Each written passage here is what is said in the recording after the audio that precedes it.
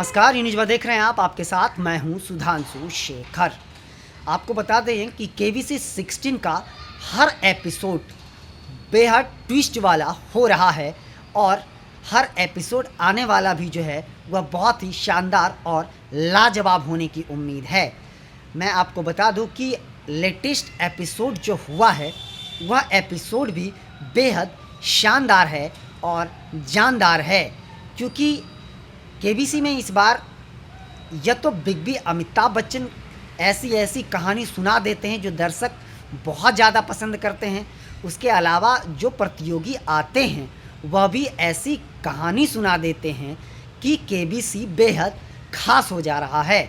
जी हाँ, आज मैं आपको बताने जा रहा हूँ कि कैसे एक प्रतियोगी की माँ ने साबित करके दिखाया है कि माँ एक माँ होती है।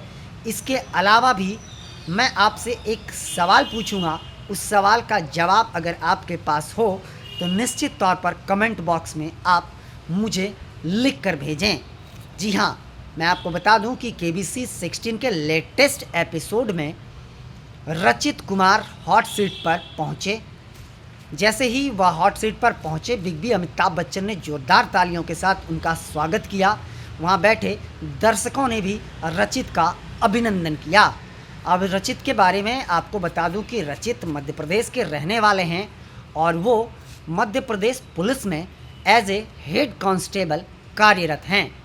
रचित की काबिलियत को देखिए कि पुलिस की नौकरी करके, जिस नौकरी में छुट्टी का बेहद अभाव रहता है, वह नौकरी करके भी उनमें इतनी अधिक प्रतिभा है।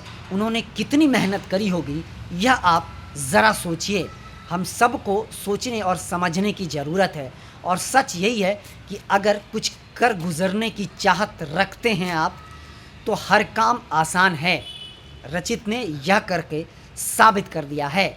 मैं आपको बताते जाऊं कि रचित ने अपने लाइफलाइन का इस्तेमाल करते हुए, अपने सही सवालों का जवाब देते हुए उन्होंने 3,20,000 रुपया तो जीत लिए, लेकिन वो 6,40,000 रुपया के सवाल पर जाकर अटक गए।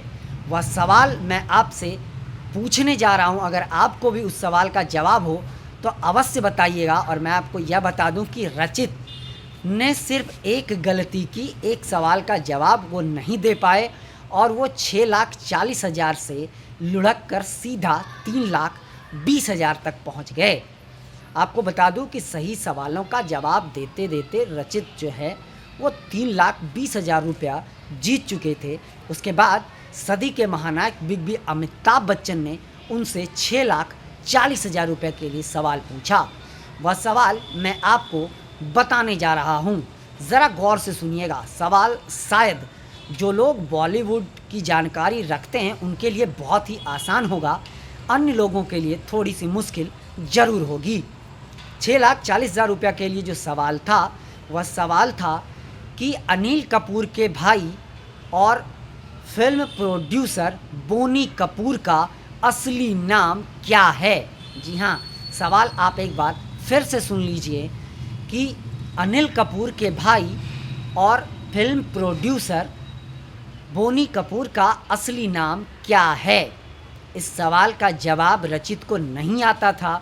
उन्होंने ऑडियंस पोल की मदद ली और ऑडियंस पोल में सबसे ज़्यादा वोट जो मिले वो ऑप्शन सी को मिले, लेकिन ऑप्शन सी जो जवाब था रचित का, वह जवाब बिल्कुल गलत था। उसके बाद अमिताभ बच्चन ने रचित से पूछा कि अब लॉक कर दूं, क्या यह जवाब आप कंफर्म हैं? तो उन्होंने कहा जी सर। उसके बाद दोनों के बीच बातचीत का दौर भी जारी रहा। दोनों ने एक दूसरे को अलग अलग तरह के किस्से सुनाए जिसका दर्शक बहुत ज़्यादा लुत्फ़ उठा रहे थे। इसके बाद अमिताभ बच्चन ने उनसे दोबारा पूछा कि क्या आप ऑप्शन सी कंफर्म हैं? इस पर रचित ने कहा जी। तो अमिताभ बच्चन ने बताया कि यह जवाब आपका बिल्कुल गलत है। इस सवाल का सही जवाब था ऑप्शन बी।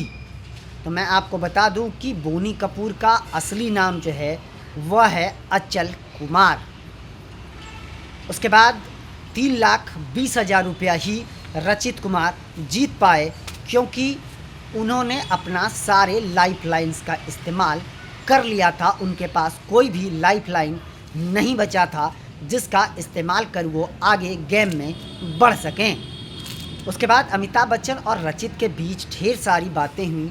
इस बीच रचित ने अपनी माँ के बारे में एक कहानी सुनाई जो हर किसी को सुनना चाहिए, और शायद हर किसी की माँ ऐसी ही होती है।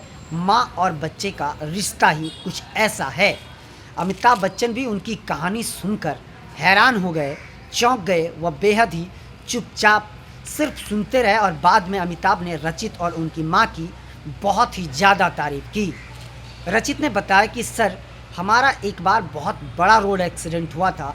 उस एक्सीडेंट में हमारे घुटने की हड्डी चूर चूर हो गई थी, कई टुकड़ों में हड्डी बट गए थे। उस हालात में मुझे लग नहीं रहा था कि मैं जीवन में अब खड़ा हो पाऊंगा और कुछ कर पाऊंगा, लेकिन मैं अपनी माँ की वजह से खड़ा हो पाया। उसके बाद रचित ने बताया कि काफ़ी मेहनत की उस दौरान मेरी माँ ने, और मैं खड़ा हो पाया। इसके अलावा रचित ने बताया कि सर, मेरी माँ खुद एक बीमार है, उन्हें लकवा है हाथ में, उसके बावजूद भी उन्होंने उन्हीं हाथों से हमारी सेवा की। यह बताते हुए मेरे भी रोए रोए खड़े हो रहे हैं। हर किसी को यह सुनकर ज़रूर कुछ न कुछ उनके दिल में अपने माँ के लिए लग रहा होगा। तो रचित ने बताया, मेरी माँ को डॉक्टर ने कहा था कि अपने हाथ का एक्सरसाइज करते रहें तभी आप ठीक हो पाएंगी, लेकिन उन्होंने सब कुछ भुला के हमारी मदद की। सिर्फ हमारी मदद में वह दिन रात लगी रहीं और हमें खड़ा कर दिया।